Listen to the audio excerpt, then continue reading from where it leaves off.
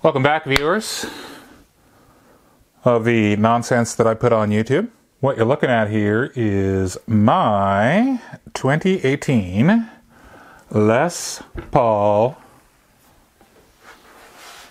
Traditional. It came with Kluson tuners, and I put Kluson Revolution locking tuners on them. These are a bit hard to get in Canada. I had to order mine off eBay. Probably overpaid a little bit to get them, but the major retailer in Canada that sells them, that has a monopoly on this kind of stuff, just, I don't know, just never has them in stock. These have been out for, I think, a couple of years now. You just can't get them in Canada. Such a pain. Anyway, but I threw them on my guitar, and I love them.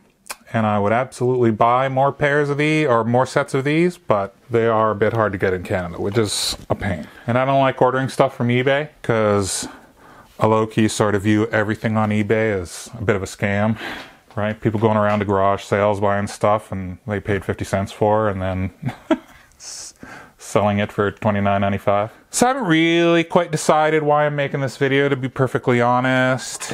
I know the last thing that you want to do as viewers is watch me change another set of strings and clean up another set of frets.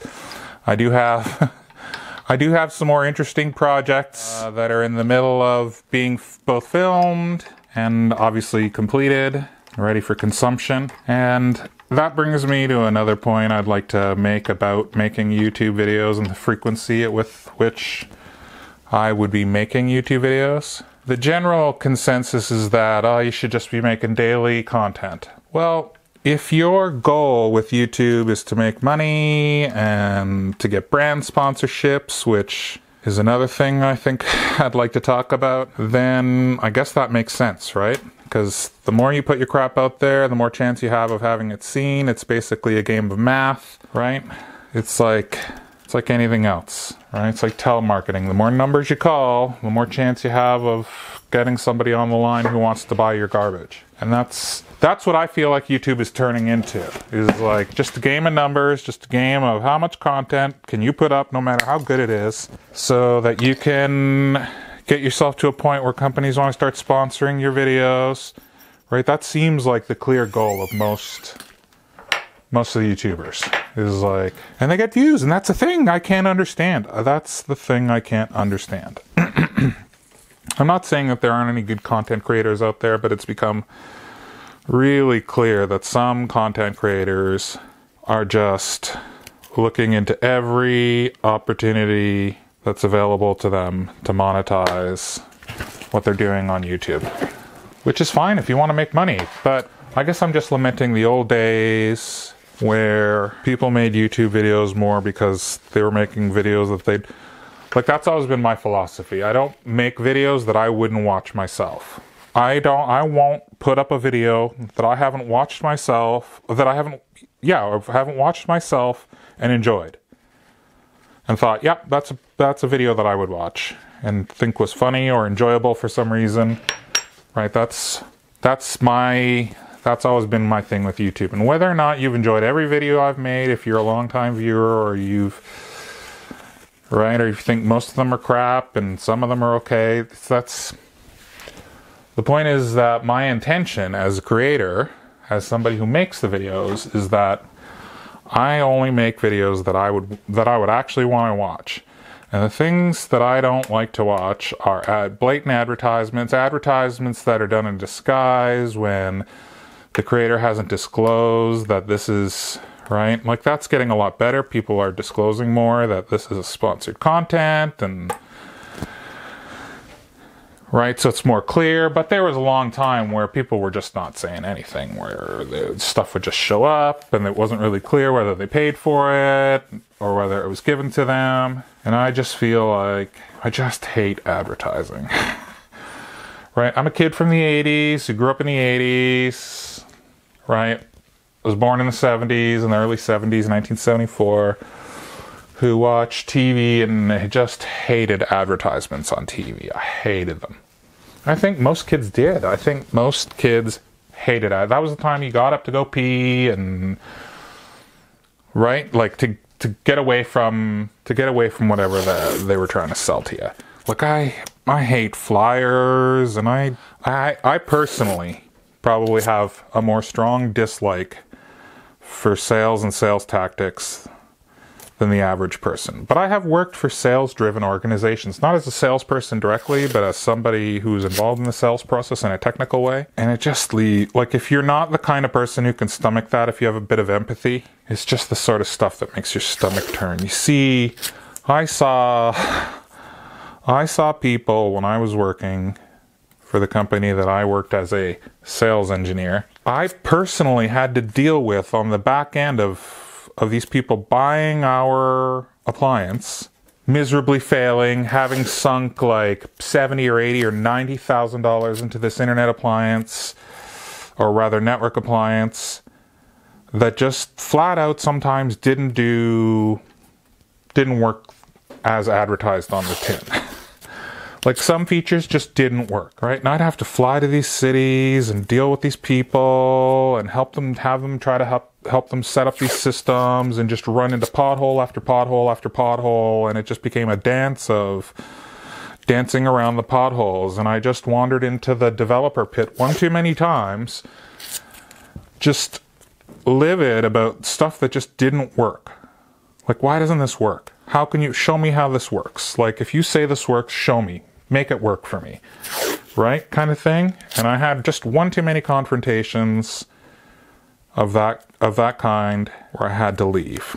And of course, it wasn't just my own personal problems with this process. It was seeing real people with real businesses, real small IT businesses that had bought into this product for anywhere from 50 to well over 100,000 American dollars, that just lost their shirts, that just were fine before they met us and lost everything.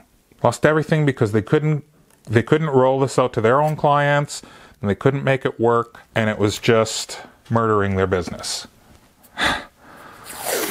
Right? And that's not the only situation I've worked in. It's not the only situation that I've been involved in like that, right? I mean, if you work in the professional world, what you quickly realize is that nobody knows what they're doing. Everybody's just making it up as they go along. There are very few people who really know what they're doing. That's just the facts, the end. I've worked with thousands of businesses through that company, and that's what you realize. And the people that succeed aren't necessarily the smartest or the most capable, but oftentimes people who are most willing to do whatever they have to get what they need. And sometimes that stuff is shady, or it's gray, or it's basically downright lying. And if you don't think that's true, then you've never been exposed to it, or you're naive. So I have a very tainted view of the whole sales process, as it were, and I have it from many sources and from my own personal, I'm just not that guy. I just am not the kind of person who will screw somebody over just to gain some sort of advantage. I'm more of an empathetic person who would bend over backwards to help somebody. Like the kind of guy who would give you the shirt off his back. I'm also the kind of guy who will go crazy if I feel like there's some injustice, right? So sometimes that makes me look like a jerk, and I'll own that, right? I mean, there have been instances in the past where I've gotten on YouTube and said inflammatory things, but I always felt justified, and I always felt like I was coming at it from the angle that I wouldn't want somebody else to go through what I had to go through. Like, I can't believe I had to go through this, but I also really empathetically don't want somebody else to go through this. So when I make those kinds of videos, it's not because I need views or I need money or anything. I don't need YouTube money. It's like, I have 7 of these now, right? There's lots of personal things I don't tell YouTube about, part of which are my personal finances. Right, like I don't need YouTube money. I don't do YouTube for money. So I'm in the very unique position to just say whatever I want and not worry about not getting sponsors or having somebody to try to cancel me. Like I don't care. Like it just doesn't mean anything to me one way or the other. The only time I get excited on YouTube videos is when I feel like there's some injustice. And sometimes I feel like that injustice is things other people need to be warned about. particularly when it comes to spending your own hard-earned money, right? But here's where I think YouTube has taken a really, and the guitar community is not the only one to have been, you know, to be doing this sort of thing. There's lots of other communities that do this sort of thing. In fact, I think this kind of thing goes on in the gaming community quite regularly. But what we have now are people who feel like it's there's something to be gained by exposing other YouTubers, right? Like getting on YouTube and exposing other YouTubers. Anytime I've said anything about another YouTuber, by the way, it's been a joke or just a reference to something that I've seen, viewed in other videos. Like, I don't care. I don't care about what other YouTubers do. It doesn't bother me. I'm friendly with some YouTubers. You know, I've been friends with some YouTubers who I'm not friends with anymore. You know, I mean, it's having a relationship long distance with people is a tricky thing. And what I've learned from having friends, and I still have friends that I've been friendly with from almost day one, like YouTubers wise, right? But that's like anything. You meet some people, you're friendly with them, then maybe after a while you say something or they say something the other person doesn't like, and then that's it. That's the end of the friendship. And it's really easy to do that. It's really easy to happen when you never really face to face with these people. But what I've learned from that situation is that I really value my actual personal relationships with real human beings that I can see and feel and touch and smell. You know what I mean? Like with your family and your kids and your wife and friends of yours, neighbors of yours, right? People that you actually know in the real world, who you would actually spend time with. I really value that.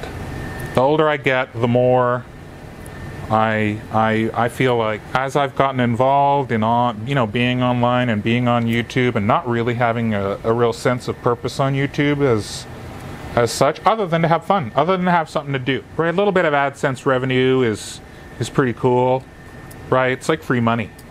Because this to me doesn't feel like work. It's like a little bit of an incentive. To make a little bit of money on YouTube is like a little bit of an incentive for me.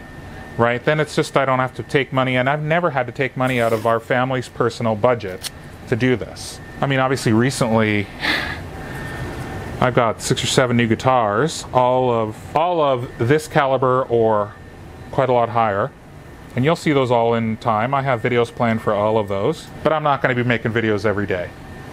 I read a comment in one of the videos I put up most recently.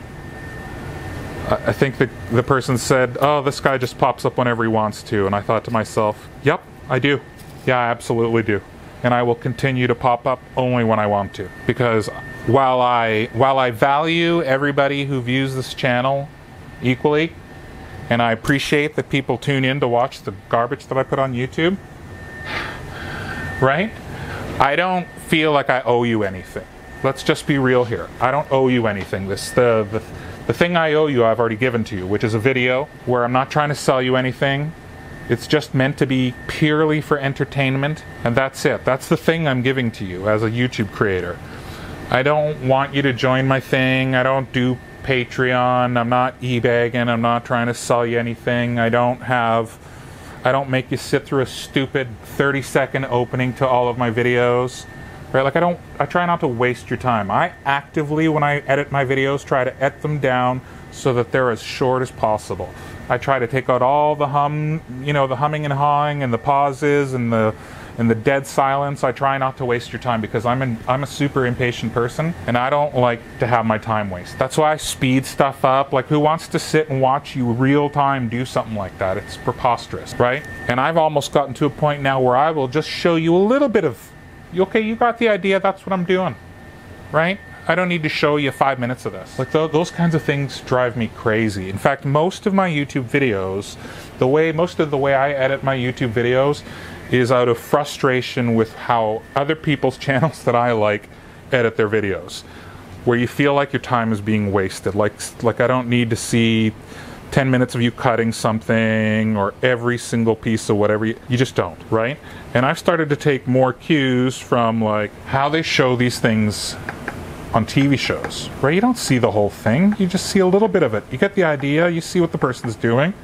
Now this is a little bit different situation here because I'm just talking to you and I'm really only doing this right now just so you don't have to stare at my stupid face while I'm saying the things that I want to say. This is really just eye candy. Eye candy so you don't have to stare at my stupid face while I talk. This is how I do frets. So what were we talking about before the break? But I was thinking about this before I came to make this video. How in the early days I used to just be doing something and then I'd get fired up about going to make a video and I'd just go make that video and put it up. And I haven't really felt fired up about making YouTube videos in quite a long time. And, you know, I'm trying to get fired up about making videos again. But it's just, what I see going on YouTube is just, to me personally, I mean, there's probably lots of people who don't feel that way. I mean, there's obviously lots of people who don't feel that way because, you know, I mean, these other channels have lots of subscribers and people are consuming the content. And to me, I can't help but roll my eyes and think, oh my God, how can people not be like, how can people who consume this content not be more outraged over just being fed absolute garbage?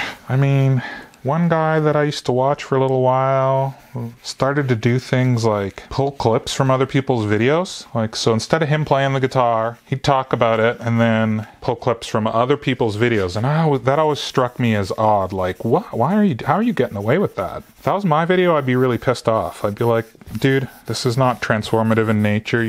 This is just copyright violation. As far as I'm concerned, like, it's just copyright violation. But he's just basically, in my view, stealing other YouTubers' content. But I think stealing content from people that probably aren't going to make a fuss about it, right? People who have very little to lose, or companies rather, that have very little to lose by him stealing their content. Even though if it was... But for me personally, that would annoy me. That would, like, make your own video. I don't play guitar very well, but you don't see me stealing video clips from other people's like Wildwood Guitars and Andertons and places like that for the demo part of my video. Like, what? No, man, just play your little crappy chords, whatever you can. That's, to me, more respectable than stealing video clips from other YouTube channels, right? Or making whole entire videos that are... Because when you get on the daily content train, that's the other thing that happens to these videos. This is my other big gripe with most YouTube videos now, is that when you become part of the daily content gang that YouTube seems to want people to do, and people seem to want from YouTubers, right? Like, I get it. Something that you like, you want more of it, right? But once you do that, the quality suffers. The quality of your videos suffer.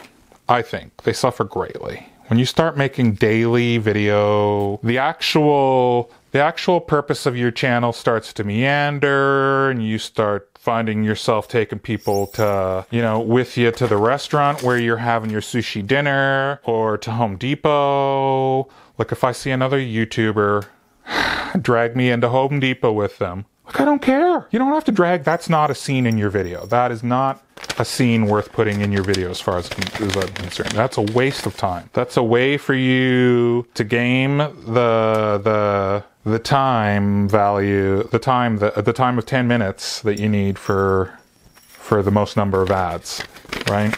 And I hate the gamification of YouTube. I really hate the gamification. That's what it's become. It's become people just playing the numbers. And it's so obvious.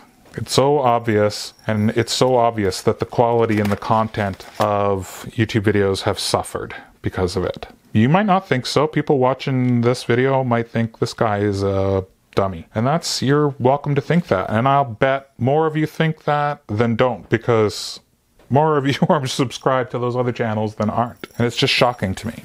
It's shocking to me that people are willing to put up with just garbage content that comes out every day because it comes out every day. Like, who wants that?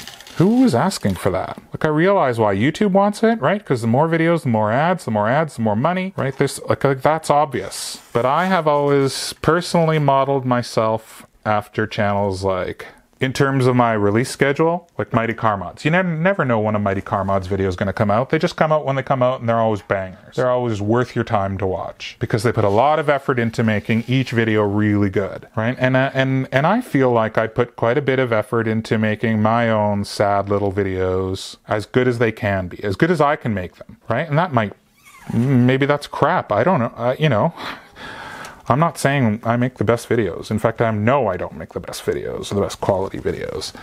But my videos are genuinely what I can produce on my own. And they are made to the best of my ability, which I would personally rather see something done to the best of a person's ability rather than, right? You know what I mean? Like, and so of course, now you got people chasing views. And how do we chase views? Well, you can chase views a few ways, right? By making your content ever more outrageous, like that whistling diesel guy who destroys all of his trucks. Or you can malign other YouTubers, like what's been going on over the past few days with Mr. Chapman. And don't get me wrong, I mean, I think it's funny that any of that happened. What I really think is funny is I never thought in a million years that Rob would in any way respond to that. Look, I wouldn't have responded in any way to that. So if you're thinking about making a Wodesso exposed video, give her peace. But I won't respond to it. I just won't. It seems absurd to me that he, as a business owner, a business owner with business owner responsibilities and interests, right? Like he's not just a YouTuber anymore. He's the guy who owns a company that doesn't just make a few bucks, right? Like these guys obviously sell enough stuff to have gotten themselves into Guitar Center. If you believe what they say, they're Europe's biggest guitar company, right? Like that's not a small responsibility to have. So to me, it seemed really odd that the owner of a company like Paul Reed Smith would go on YouTube and be like, oh, this nobody YouTuber made a video about me and I want to set the record straight. And so of course, the only conclusion you can come to is that it was a little too on the nose. That maybe some of what that kid said was a little bit too on the nose and maybe some of it's true. But does that really mean it all needs to be aired out on YouTube? Really? Like this kid got death threats for making that video. Like you're a dummy. You are a dummy if you think that you're going to go after a big YouTuber when you're nobody and that all of his fans aren't going to come after you. Like you're a dummy. You should have known that was going to happen, right? And what's hilarious is that now a couple of other big name YouTubers have thrown themselves in the mix. To which I then, in my mind, respond like, for what? For what? What are you doing? Like, is it the views? Are you chasing views? Or do you really hate Rob Chapman so much that you need to jump on this train to try and malign him as a YouTuber or a business owner or what have you? Like, who gives a shit what this guy gives to charity? Like, so what? Why is that anybody's business? What this dude gives to charity? Like, who cares? Seriously, let's be real here, kids. Yes, it is cold down here. Shut up about my toque. It's Canada. I mean, let's be real. Who gives a crap about any of that? Why is any of that relevant to put on YouTuber? And don't get me started on the YouTube journalism. Like, out of here with your YouTube journalism. Show me your journalism degree, and then I'll take you serious as a journalist. You don't just call yourself journalist and then you magically are. You don't just get up one morning and get on YouTube. Oh, let's have that mute. Get on YouTube and decide, I'm a journalist today. Today I'm a journalist. I identify as a journalist. Like what? On what planet are you a journalist? Let's see your degree. If you're going to call yourself something for which you need a degree from a university, you should probably be prepared to prove that you have that qualification, that you've gone to school to learn to do this properly, right? I mean, you don't because you're just playing by your own rules, doing whatever you want. There's no integrity. If you call yourself a journalist, the reason we have that designation is so that we have an agreed upon set of rules by which we assume that information coming from a journalist has gone through a process that's predefined to make sure that it's true or accurate and told from an unbiased point of view. Now I realize most of the media these days is treading on thin ice for what we really call journalism. But if you don't have a foundation that outlines, okay, if somebody's going to give me information, they have to have gone through these steps to verify that this information is correct, so that I can safely assume that when this person gives me information, that it's as accurate and or correct as it can be. But you can't assume that from somebody on YouTube telling you that they're doing YouTube journalism. That's just completely preposterous, right? Like, it just isn't a thing. You're no more a journalist than I am a luthier, which I've never called myself. I have never even called myself a guitar tech. I've always called myself exactly what I am. Just a guy in his basement who really likes guitars, who's trying to teach himself to fix and maintain and modify his own guitars. And the way I've done that over the past 6 years is by offering free service to anybody who will allow me, that's important, to do work on their guitar so that I can learn to do that kind of work. And I have learned a lot, touched hundreds and hundreds and hundreds of guitars. I've touched so many guitars that some of these common problems, you can just smell them, right? You can just pick up a guitar and strum a few chords, and within inside of 10 or 20, 30 seconds, you're like, okay, I know what this guitar needs. I know what's wrong with this guitar. And I can tell you just by doing that, okay, intonation is good, the action is good, right? Stuff, just simple tricks that you learn along the way. But I have never gone to school to learn to do this. I don't have a designation from anywhere that says that I'm a certified guitar repair technician or a luthier of any sort, so I would never call myself that. Never. And I have never charged anyone a penny to work on their guitar. Because as YouTube started to sort of take off a little bit for me, it started paying money. So it seemed like even more of a dirty, scummy thing to do for me as somebody who's not qualified in any traditional way to work on guitars to charge anybody money. I'm getting paid from the YouTube video. Like, I don't need your 20 or 30 or 50 bucks or whatever you would normally pay to have somebody do this for you. So everybody wins. And I get to continue working with people that I like to work, and I don't have to work with people that I don't want to work with. So anyway, there you have it. There's my 2018 Les Paul. Let's see if we can get a sound out of it.